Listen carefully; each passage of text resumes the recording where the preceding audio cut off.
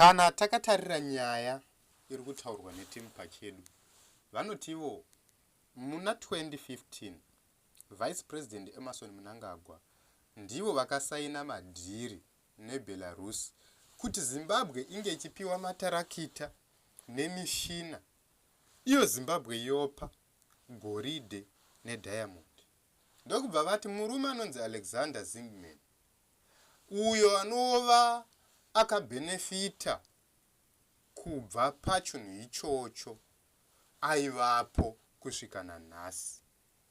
Uyo murume anova iye abenefita pamadhiri ari kuitika nhasi wakanga aripo mugore iroro. Zviri kunzi izvo parliamendi ngaichiita audit yemamining grants akapiwa kuBelarus. Right.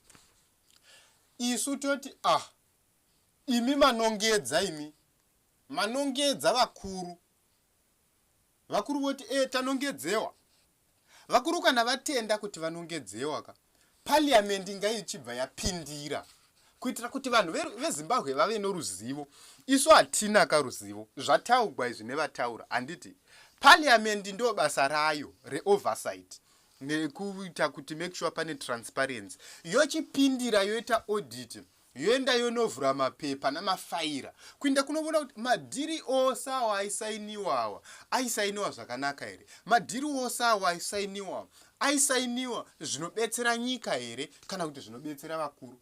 Yoenda yotarisa kuti matarakita awo akavuya awo akapuwa vanani uye vanhu vavo vakamapuwa zvichinzi vaite sei nawo. Ndiavo here matarakita awo? Ndiye hurumende here? Saka kana iri goridhe renyika rava kumainiwa, benefit yenyika ndeipi?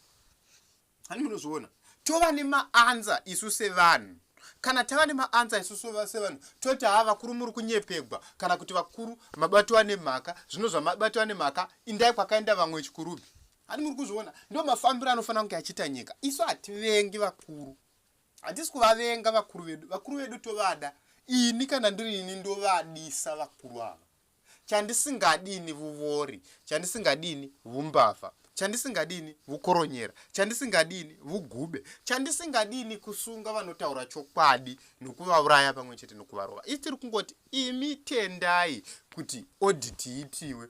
Audit kana yaitiwa yobudisa results izvi. Yobudisa results. Imwe nyaya futi yandiri kutaura ndeyekuti imi vakuru kana muchiziva kuti munodiwa nevanhu gore iro rino, chingotendai kuti pave ne-free, fair, credible, undisputed elections. Mosvasvanga chamisa chaizvo.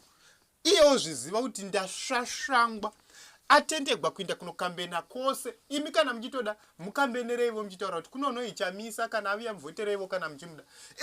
Hani muri kuzviona? Izvezvizvi ipaivo chamisa mota, ipaivo chamisa mari dzakaenzerana nedzamuri kupanana pachenyu. Hani munozviona? Tenderaivo chamisa kuti vanomuda vamupe mari, musavateverera. Ofamba wachikambena, ofamba wachisa vanhu vake, ofamba vachitaura zvanoda kuzoitira vanhu. Hani munozviona ka?